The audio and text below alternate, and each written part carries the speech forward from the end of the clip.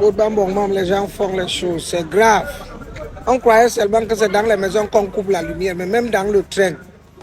Voilà, on devait partir depuis 6h30, il n'y a pas la lumière. Et le train n'arrive pas à bouger parce que le générateur, il n'y a pas.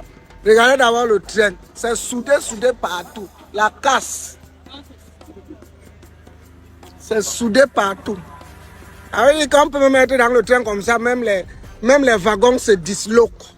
C'est très mauvais, vraiment. On ne comprend pas où on va.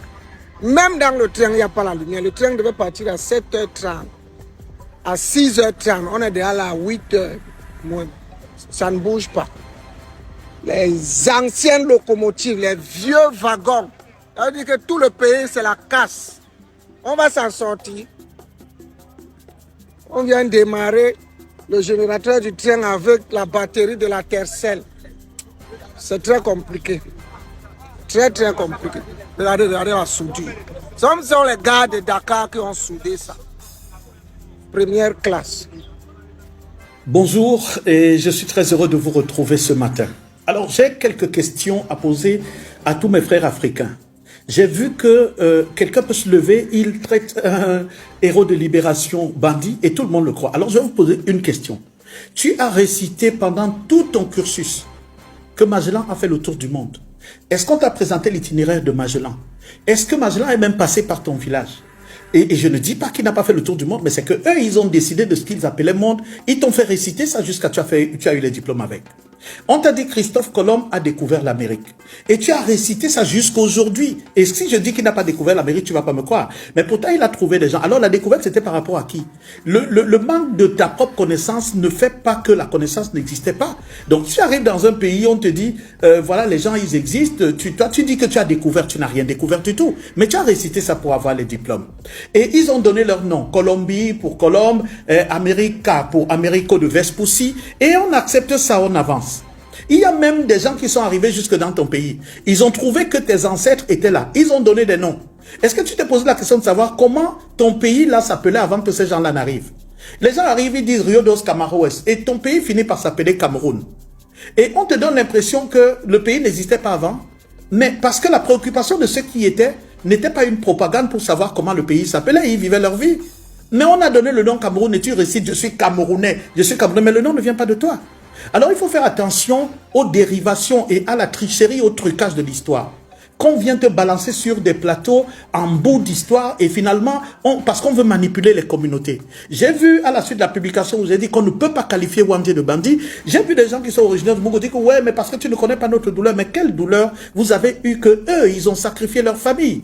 Vous avez vu la femme de Moumié, les Wandje, les Oumiobe, mais regardez comment, toute une lutte, pour penser qu'ils ne pouvaient pas avoir une vie normale, on leur a proposé les choses. Ils ont refusé et ils ont sacrifié leur vie.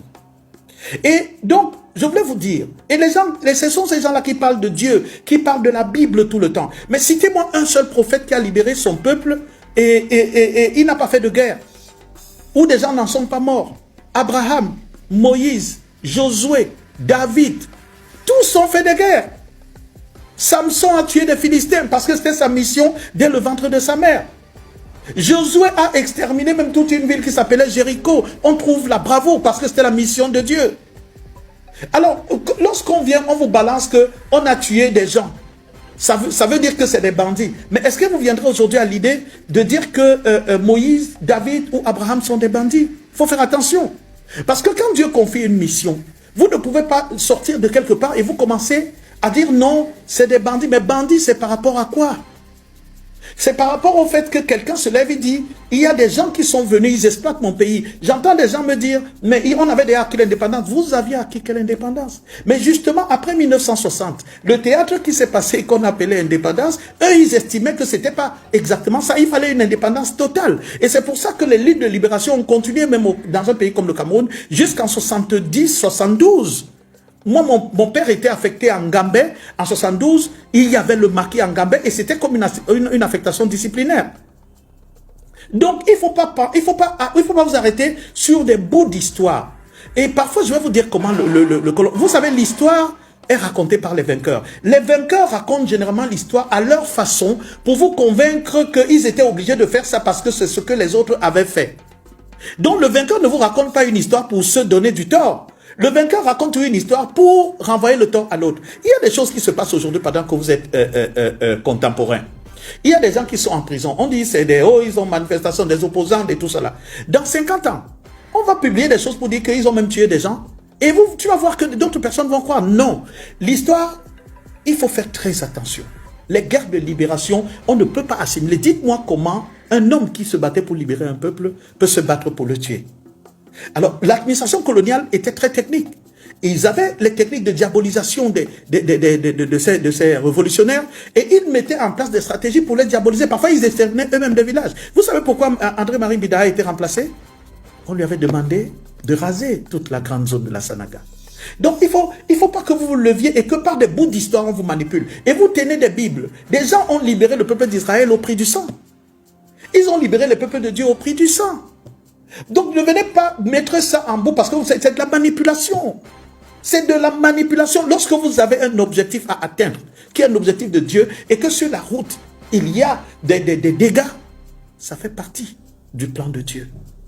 Quand Jésus est né, on a tué des enfants de 2 ans. Vous pensez que les Rachel qui pleuraient parce qu'on Hérode avait décidé de tuer leurs enfants, vont croire que, à ce moment même, se disaient que, mais comment à cause d'un bébé, on est en train de tuer nos bébés? Est-ce que ça enlève le caractère messianique de Jésus?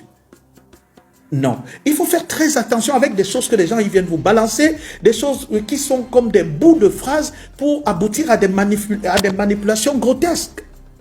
Et opposer des communautés, c'est pas subitement, vous avez la sympathie pour un peuple, mais il y a d'autres peuples qui ont été exterminés. Si vous allez au nord, vous allez à l'ouest et ainsi de suite, vous allez trouver qu'il y a un peuple pour avoir l'autorité sur un autre, à assimiler un peuple, et donc il a fait des dégâts. Moi, je suis de la famille royale. Nos ancêtres et mes grands-parents avaient des esclaves qu'ils allaient chercher dans des zones de Yabassi et autres là. Ils venaient les assimiler et ils sont devenus, pour certains, les fils de la localité. C'était des logiques d'assimilation, de conquête et autres qui existaient. Maintenant que vous dites qu'après 60, il y avait encore quelle guerre à faire? Si vous ne savez pas que la guerre continue jusqu'à présent, alors vous avez un problème de culture. Bonne journée.